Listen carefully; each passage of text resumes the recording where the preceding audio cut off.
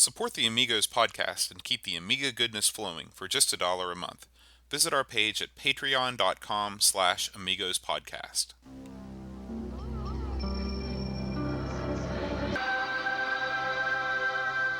Amiga, the first personal computer that gives you a creative edge. Amigos, the podcast about everything Amiga. Amigos is a proud member of the Throwback Network, your home for quality retro podcasts. And now, here are your hosts, Aaron Dowdy and John Bodovkar Schaller. Hi everybody, welcome to Amigos. I'm John. And I'm Aaron. And today we're going to conclude our three-part series of Pinball on the Amiga with Pinball Illusions and Slam Tilt Pinball. But before we do, let's get to some feedback. First of all, Gary Hucker wrote in from New Zealand, and he wrote in just saying that he enjoyed the podcast, and we appreciate that. But he also shared an Amiga memory. So he says, "There I was walking down the main street in Christchurch, and what did I see in the window of the computer store? A photorealistic picture displayed on a monitor." And he goes on to say that not too long after that, he owned his first A500. And he said it came in a pack with the A520. He remarks how much we love the A520. And then it came with the starter pack of games, Indiana Jones, F-18 Interceptor, and some other game. It's a good couple games. Yeah. And he said my flatmate and I spent hours playing Stunt Car Racer and Gods, which is a really good platform game that I know that we're going to get to pretty soon. Yeah. And then he also enjoyed Speedball 2, Brutal Deluxe, which is another game that we're on and Wings and Lemmings, and also the SAY program. Are you familiar with the SAY program? The SAY program. Mm-hmm. I know built in the Amiga DOS as a speech synthesizer. It's the same sort of thing. Yeah. He said that he was a fan of booting up the SAY program to blast out his favorite expletives, which that's 90% of what all speech synthesizer programs have done from the beginning. So anyway, that's our first letter from New Zealand. I read that. I was a real nice note there, and I also was amused by the fact that he said he enjoyed our accents. Yeah. Which I'd always, especially for someone from New Zealand, because we always, at least, I don't know about it all over the world, but we love the British and also the Aussie and New Zealand accents. Mm-hmm. And so I don't feel like we have an accent at all. Just like they don't feel like they have one. And I wonder if it's a country accent or just an American accent, if there is such a thing. It's very strange to me, but I thought that was amusing. I was looking up some pictures of Christchurch because when he told me about it, it reminded me of the earthquake. They had a big earthquake there a couple of years back, and man, New Zealand. It is a beautiful place. Yes, I'd love to get down there sometime. Not only is it the home of the Shire, but just the whole country is just incredible. So, Gary, we'll let you know when we book our flights. Yes. The next thing I want to bring up is our friendly neighborhood reviewer, text reviewer, Dreamcatcher. He's put up some more articles, and his latest one is a review of Lemmings, which is really quite good. Yeah. He covers a lot of the background information that we glossed over in our podcast. Yes, he does a great job. Like I said, I really enjoyed his body blows, and the Lemmings was good. I mean, so far everything he's done has been a home run. Yeah. He's very good. It's a very great addition to the team. And finally, Anthony Becker, otherwise known as Guru Anthony, wrote in with two comments. The first one was all about his experiences with Turbo Silver. I tell you, Aaron, the Turbo Silver comments just keep flooding in. It's funny. It's funny, folks, because before we did that episode, I told Buzz, I'm not sure about this utility stuff if anyone cares. And Bo was like, nah, people are going to love this stuff. And I was like, okay, we'll give it a shot. And he's right. We've gotten a lot of feedback on those episodes, plus Directory Opus. So. Yeah, if we weren't such buffoons, we'd cover more utilities. But, we have no useful knowledge when it comes to the Amiga. We only know about the games.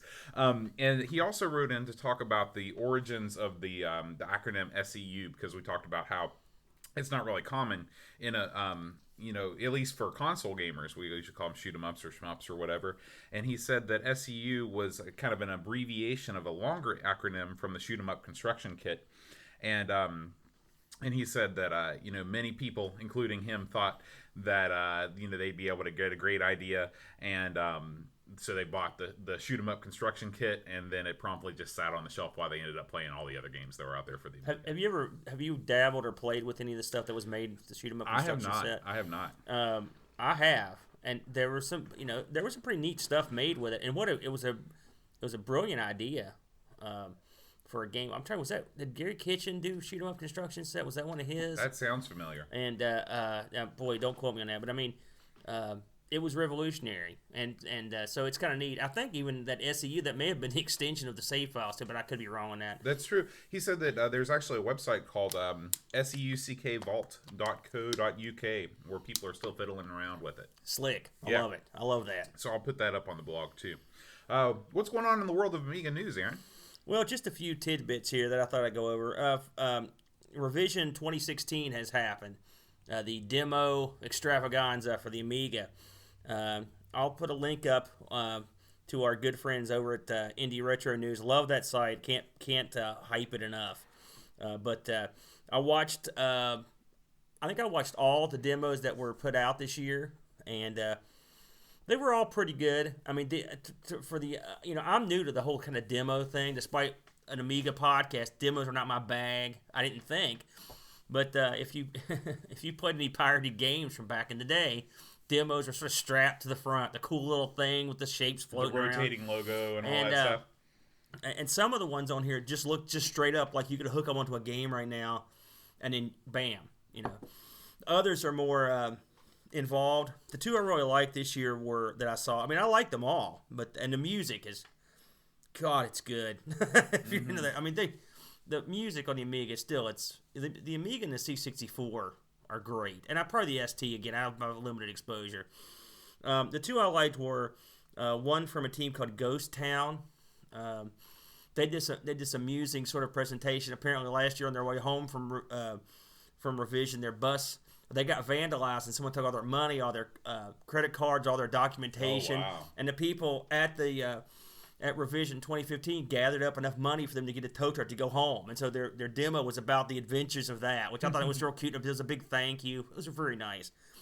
And then there was a demo from a guy called, I think his name was Dollars, Dolors. Who knows? Dolores? No, Dolors. Dolores. Dolores. But okay. His I think his was on a 060, but he had just beautiful cityscapes and a guy walking with just an infinite amount of stuff going on in the background. It was really impressive. Again, the Amiga, as old as it is, it never fails to amaze me. Anyway, it's good. And there was one for EvilBot, vote EvilBot, which that's sort of what our elections to. So anyway, check them out. We'll put a link up to that. Question. Yes. Do you know who Dolores Van Cartier is? I don't. That is Whoopi Goldberg's character in Sister Act. Why do you know it? Because you were just talking about Dolores. I don't like Whoopi Goldberg that much. I'm not going to lie to you. Well. In fact, I don't think she's ever been anything that I ever enjoyed. And I didn't like her in Star Trek. I think that's the thing I saw her the most. So. No Jumpin' Jack Flash love? No, none. None at all. No Ghost love. All right. No Sister Act love. Nothing. Next up, again, it's like the old thing. We report, you decide. In this case, it's another one of these kind of grayish area collections. Again, on the Amiga CD32 compilation pack from a good old Amiga J. Again, I picked this up at Indie Retro News. It's a running gun collection they've assembled. Includes Toki, Assassin SE, Alien 3, Metal Law, Rough and Tumble, Midnight Resistance, Orc, Wolfchild, Rubicon, The Killing Game Show, and Lethal Weapon. I've played a few of those. There's some pretty good stuff in there. Again, you can check it out. We'll throw a link up. One other thing, askamiga.com. It's a new site. It's a free online resource where users can come to ask technical questions about the Amiga. And it's just kicked off, I think, in the past few weeks. It's a good idea. Hey, I mean, the Amiga user base is very helpful. And being that I'm pretty much a dullard, I'll probably be hitting this up quite a bit. But a handy resource, so they're just now getting that off the ground. Now, here's a question for you. Yeah. When you were surfing around, what makes that site different than just the Reddit, Amiga page? Are they trying to do anything new and different, or does it just work like Reddit? I think a lot of people don't use Reddit, for starters.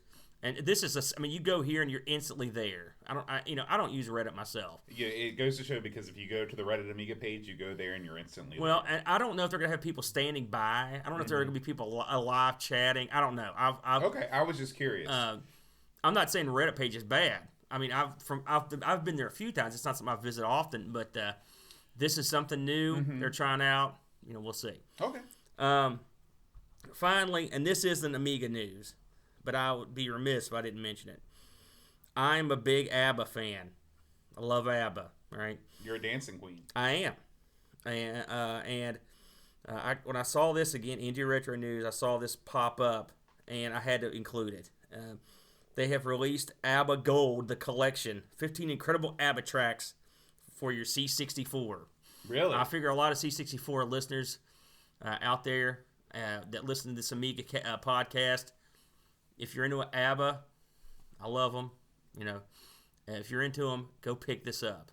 I love any kind of Sid stuff. This should be good now. And I have not had a chance to hear any of this. That much said, I have a feeling they're going to treat Abba real well. And, of course, like I said, we just mentioned it. C64 music is outstanding. So by the time we record again, I'll have heard all these tracks. I'll give you a live review. But the Abba Gold, of course, I have their greatest hits and a bunch of other stuff. So Whoopi Goldberg was in Mamma Mia, wasn't she? What is with you and Whoopi Goldberg, Boat? No, I don't know. She wasn't. I can almost guarantee. Can you imagine Whoopi trying to sing these tunes? Just as a side note, me and my partner were watching a bunch of old ABBA concert footage, and the two fellas in the band, their name is Born and Sven or something like that, but the bearded guy in the band, as he plays and the beautiful women prance around and they're singing, they're beautiful and they sound great, he's got a look on his face like, I'm the man. And he was. He was. For that moment in time. This guy's like, I am getting away with something. That's the look on his face. They were literally, one of the top selling groups of all time. Sure. Yeah. Sure. And rightfully so. I love them. Anyway, that's the news.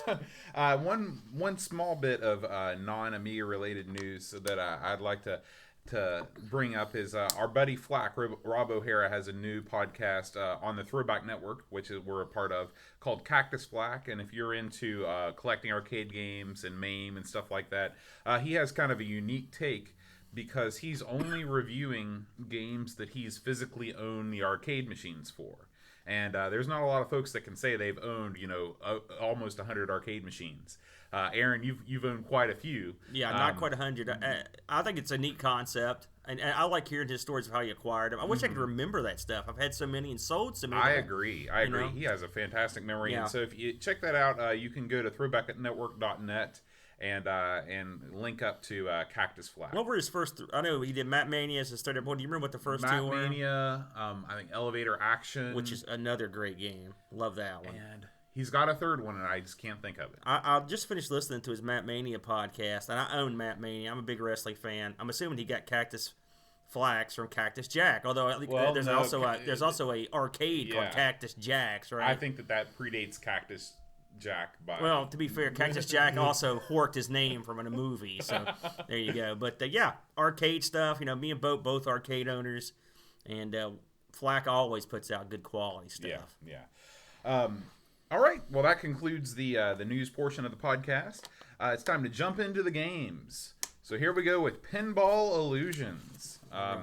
Pinball Illusions is an Amiga game developed by DICE. It came out in 1995 and was the third in the trilogy of Pinball blank games. So we had Pinball X. Yeah, Pinball Fantasies, Pinball Dreams, and Pinball Illusions. What can you tell us about DICE, Aaron? Well, the Amiga version, 4 discs, pretty heady. Especially for a game that only featured 3 tables, which was odd. Well, there's a reason. Okay. This also released on the PC. Mm-hmm. Okay. The PC has a 4th table, which is called Vikings. Right. It's supposed to be the weakest of the tables, but the reason it wasn't included in the Amiga version was it wasn't finished. Oh. The people that released it on the PC had to finish it effectively. I've heard but I've heard it's not the best. So the PC people got that. Mm-hmm. The PC people eventually got higher res graphics. Yeah. Well, this is really when PC games were starting to really pull away in the the detriment of staying with the 6800 processor was more and more apparent. Yeah. But still... 68,000, sorry. What did you say? 6,800. Oh, come on, buddy.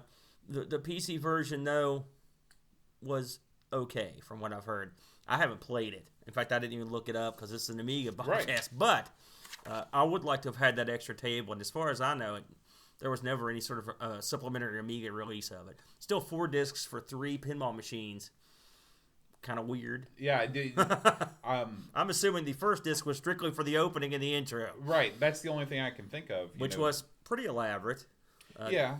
I liked it. I liked the one thing of the 21st century, all their stuff, they always come out with these, the orchestra strikes. And this one goes back into the history of the game. It's like, dun, dun, dun, dun, dun. And then once you even start the game, there's this kind of very demo-y like background to the menu where shapes are revolving and whatnot. Yeah. The production quality is high all the way through all the pinball game, or all the pinball illusions, dreams, fantasies. Yeah, and I like the fact that just the manuals are there. They did a good job. I mean, if you can get past, apparently the lack of a 4th table angered a lot of people. I can't remember because it's been so long. Was this the only one that didn't include a 4th table? Okay. Again, I assume it would have been a 5-disc set with that last table. So, what can you do? If it wasn't done, it wasn't done. So this was also the first of the games that included a multi-ball mode. Yes. So I thought that was kind of cool. And it was the first one to be released for AGA Amigas. So this one was only exclusively, only for the AGA. I thought this game was great. I thought this game was better overall than the second one, which I guess was Pinball Fantasies, right? Was Pinball Fantasies the first one or the second one? Pinball Dreams, Pinball Fantasies, yeah. I thought this was better than Fantasies because I felt that the tables were more open. I didn't feel like there were all kinds of devices that kind of took over the center of the table towards the top.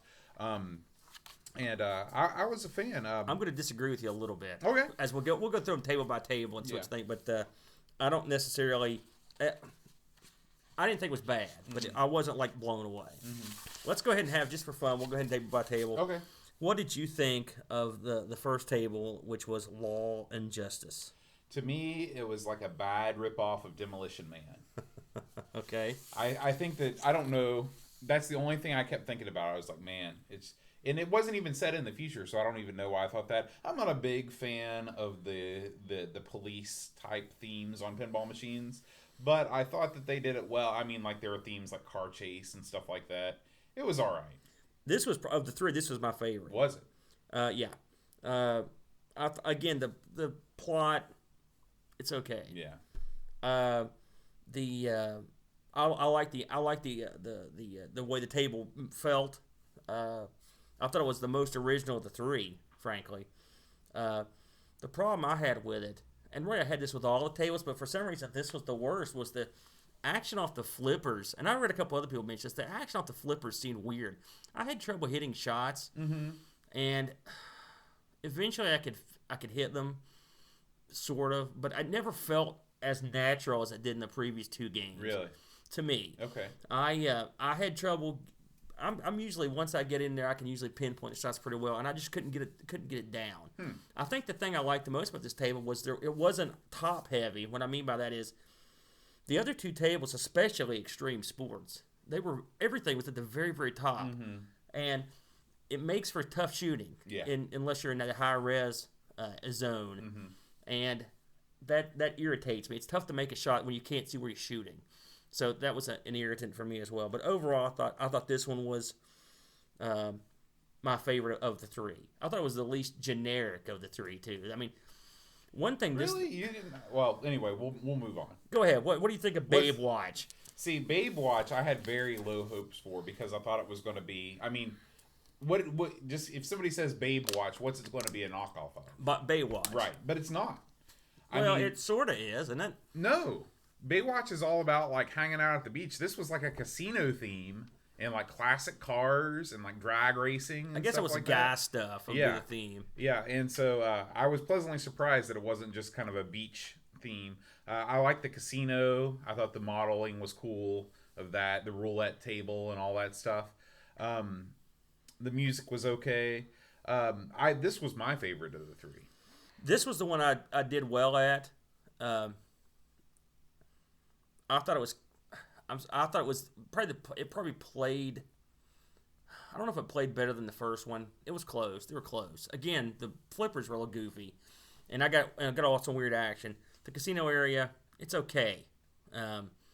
The art's good. I mean, for what it is.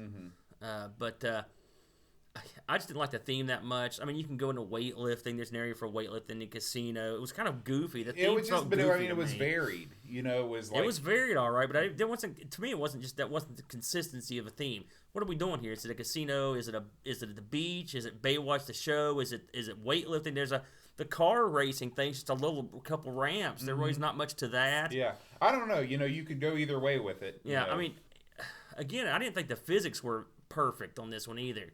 This game, as a whole, to me, it didn't feel as tight on the physics as the previous incarnations. I agree with that. I found it to be a little bit more floaty and a little bit easier.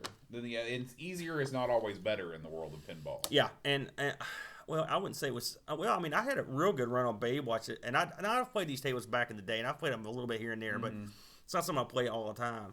I had a good run on Baywatch right out of the gate. And I think it's definitely the easiest of the three. There's no doubt about that. But, and the colors look nice. I mean, you can tell the difference with the AGA. Yeah. But I don't think they got the physics down very well. And what about the last one, Extreme Sports? I am not a fan of extreme sports. The pinball or the actual events? You know, anything with the word extreme in front of it just makes me turn away. Yes. And the music I thought was terrible. The theme I thought was weak because it features prominently a guy bungee jumping, which is that even a sport? You fall off something. I guess if you don't die, you win. Which that's one of the things I liked about this table is when there was that part where you would start this base jump or whatever, and if you drain the ball while your guy just fell to his death, and you got a death bonus of X amount of points, which I thought that was probably the highlight of the entire table for me. Yeah, I mean, I think they could have done a lot of really cool things with maybe skateboarding or BMX bikes or something. That's what I think about with like extreme sports that I think would translate well into good pinball. This table reminds me of a real life table called No Fear. Yeah. Yeah. I didn't like No Fear, and I don't like this one. Yeah. I don't like these sort of designs where I guess it's kind of a fan layout, is what they call it at the top, and there's all that empty space. No good. And again, this is another one where you could not see anything to shoot at until the screen scrolled up. So unless you're playing in that higher res mode, I couldn't hit jack squat. Yeah, I mean, you're basically guessing. And this game really could have been a cocktail table. They could have just cut out the middle section of it. I mean, yeah, and the thing is, the funny thing about these tables is, because I feel like I'm killing them. I'm not. It's just that you have to play to your medium. And I don't think they did a good job of that because there's going to be so much real estate you have to scroll past that if you can't see what you're doing. At least this one has the ability you can make it so you can see all that stuff. And I would love, again, all three of these tables, I'd probably have a different attitude if I played them on my cabinet. If someone, I think every one of these has been exported to Virtual Pin, which I'm going to try them out. But as it stood, in the Amiga, when you can't see what you're shooting at, the fun goes away. And I'm sure there's modes and stuff that I didn't see, but I'm like you. And again, the theme, I'm okay with the theme. I mean, it is what it is, but I didn't think they did much with it either. So that's my thing with this package. To me, it just didn't speak to me. I mean, at all. I didn't like any of the themes, and I liked them. I mean, all the extra bells and whistles aside, and the multi-ball, I thought it just left me wanting. I guess. I mean, there was no $1 million game show in here, or that one, that the jukebox one that we played in. We or even the party one from the second one. None of these were anyone in that ballpark for me. Yeah, I agree. Again, as we mentioned, there's a PC version of this that has an extra table. It was called the Vikings. Again, that we heard it. I heard it was the weakest of the three, so it must be not that good. Also the PC version, the CD had audio, Red Book audio, so sound gone. Something else that was on here that we didn't mention is when it boots up, it doesn't say Pinball Illusions right away. It says Super Pinball Fantasies Turbo EX2 M-Ball Edition real quick before it flashes over, which I'm guessing they were railed on Super Street Fighter or Street Fighter 2. Yeah. I thought that was pretty funny. I didn't even notice that. The PC version, you can't see that on it. Something I thought was interesting, I think I may have heard this before, but I don't know it. But I'd forgotten it. They took this package and they went to the the PlayStation and the Saturn and called in a package called True Pinball. Have you heard of True Pinball? No. We may have mentioned this once. I can't remember. It seems like we might have just briefly touched on it. It includes all 4 Pinball Illusions tables with 3D modes and low and high resolution. I read a couple places where that these didn't play as well, and a lot of people still prefer the Amiga version over the Saturn or PlayStation version. I've heard of the two. The PlayStation version is the one to get. I think I may have the PlayStation version stashed somewhere, but I don't remember ever playing. This isn't the same company that came out with the Pro Pinball series on PS1, is it? Well, here's the thing. I did a lot of digging on this. On both these games we're talking about today, they both went through the ringer of tables being sold as in weird different named packages and weird formats. You might be, I don't know. I mean, there was a lot of pinball stuff when they went down. A lot of stuff changed hands, and so the next game we're talking about was released on the PC in this real hokey looking, almost public domainy looking version. So this is I just pulled it off the shelf because I couldn't remember. This is a Boat's got a DVD or CD there. What do you got? This is the Pro Pinball Fantastic Journey for the PlayStation 1. No, Empire Interactive. I think that's a standalone. I remember playing that actually. So basically, the bottom line, Pinball Illusions. Again, it wasn't of the 3. It wasn't my favorite. But if you're going to play it, probably the PC version is the way to go, or the Amiga version. The PC version, again, I've heard it plays pretty well. Again, you may or may not like the physics, but the Amiga version is certainly the way to go of the 3. The PC version, if you want to play it on something modern with a higher resolution. Yeah, and all 3, if you know, I just think there's something to be said for a company, producing 3 relatively solid pinball titles, and not really selling out on any of the 3. It's rare to have 3 games of the same genre produced by the same company that are of the same level of quality. And they really actually produce more than these 3. And here's something I didn't know. I guess I should have known, but they Digital Illusions team did Pinball Mania, which I don't think we've talked about Pinball Mania because I don't think I even heard of it. It's an Amiga title that's pinball. Maybe we'll get into it at some point, but apparently it was kind of a disappointment, and it came out between Pinball Fantasies and this, I think that's the way it came out. Okay. So who knows? Oh no, I think it came out after this, but before the next game we're doing, which is Slam Tilt. So let's just go ahead and do Slam Tilt, shall we? All right. So Slam Tilt was developed by Liquid Design spelled cool guy style. It's the only thing they ever did. Really? Well, I mean, it's thing.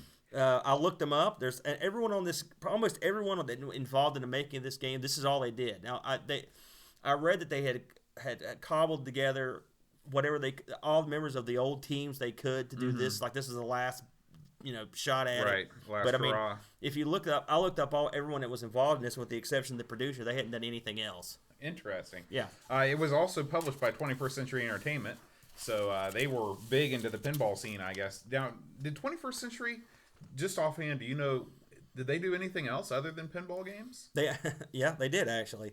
They did a few games. Actually, I've got them listed here. Let me see what they were. They did. I think they did all of Digital Illusion games. I think they did. I think there's one called Deliverance that they did. Based on the movie? I don't know. Marvin's Marvelous Adventure. I've never heard of it. Nebulous 2. Rubicon. I think those were all games they did, I think. Okay. But pinball was obviously their big daddy. Yeah.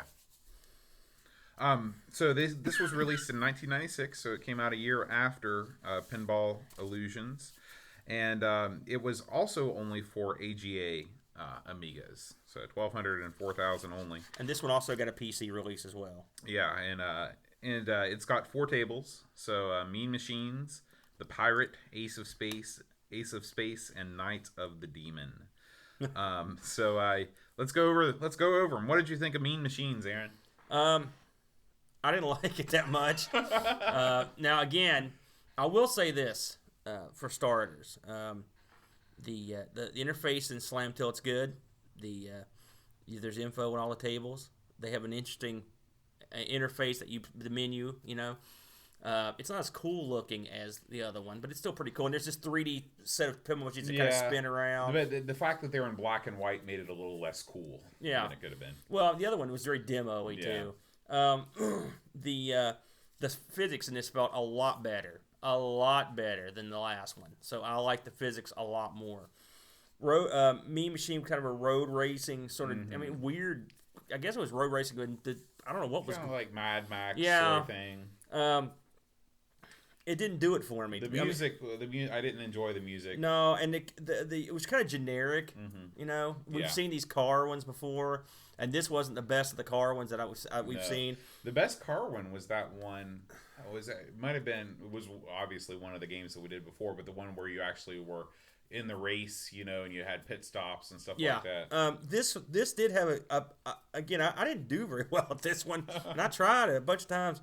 There was this bit where you could get this kickstart mode where it said "Do not hit your ball," and the ball would kind of rev up, and you that's kind of and you could at some point you'd whack it, So I thought that was kind of neat.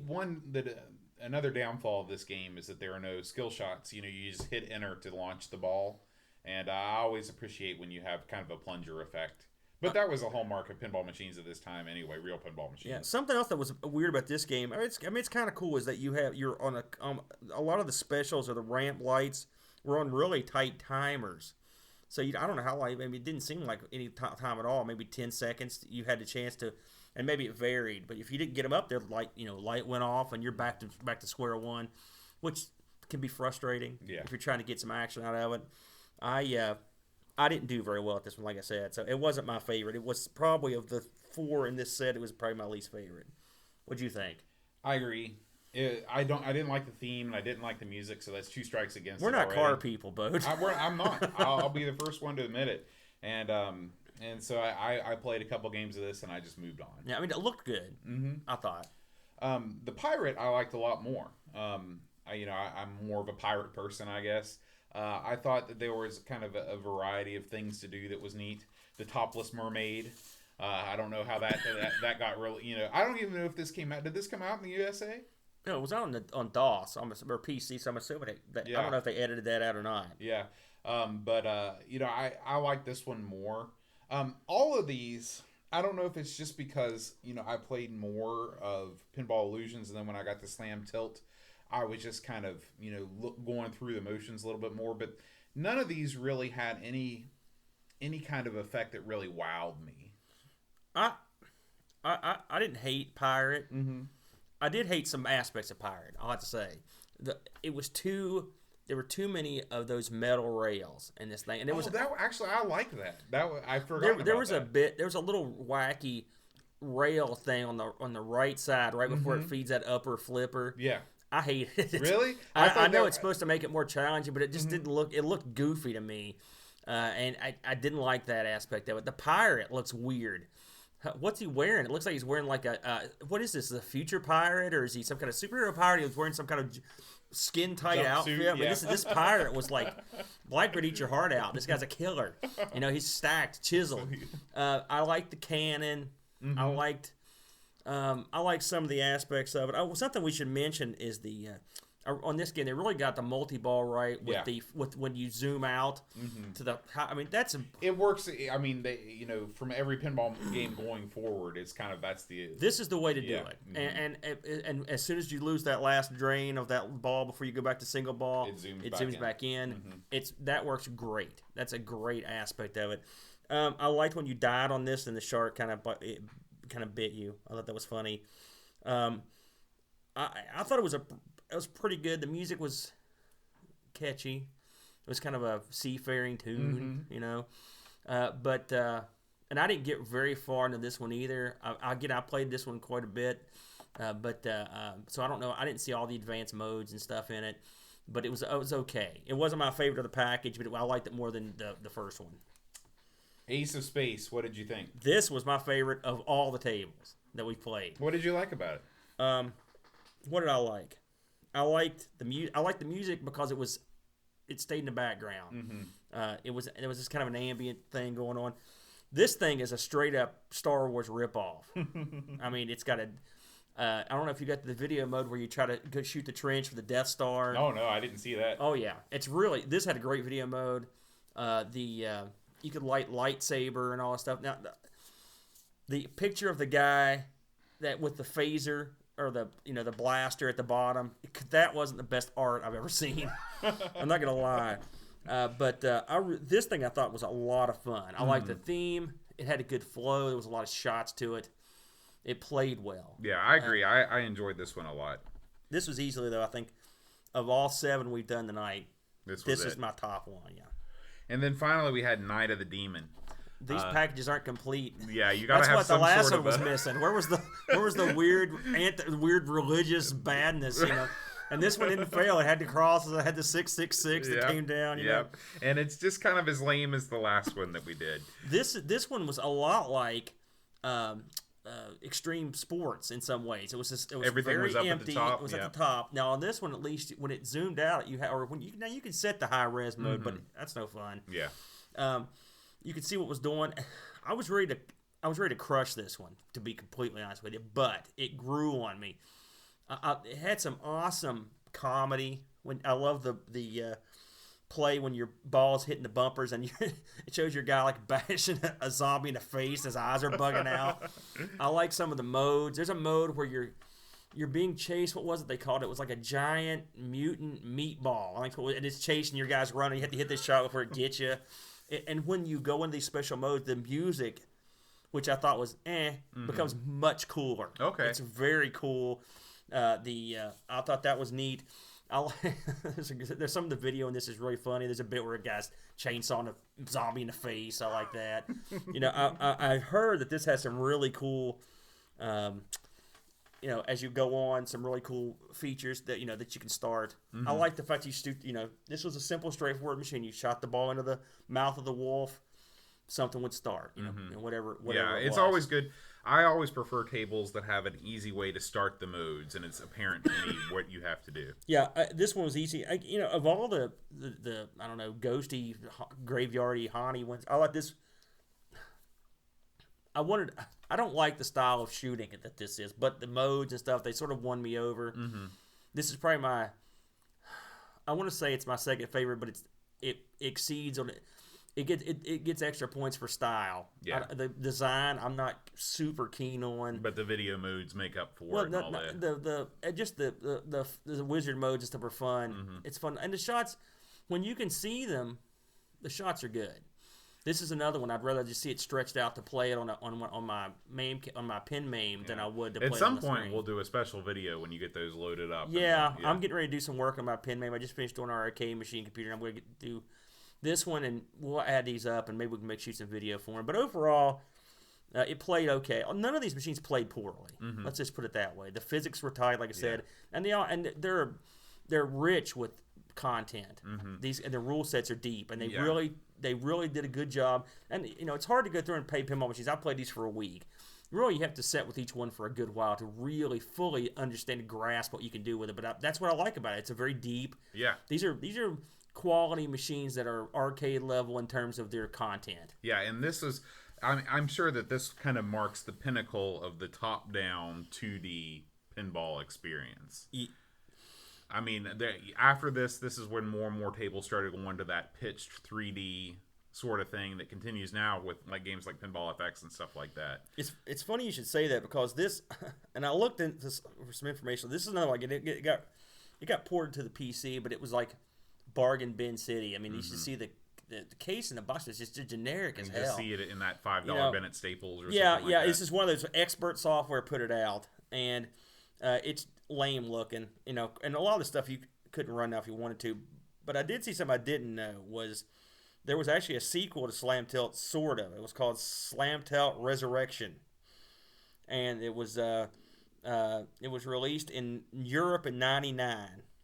I'm not sure we ever got a release, and it only had 2 tables, Pirates and Demon, and each CD had its own game. So one CD. Think about that for a minute, because these aren't huge games. Yeah.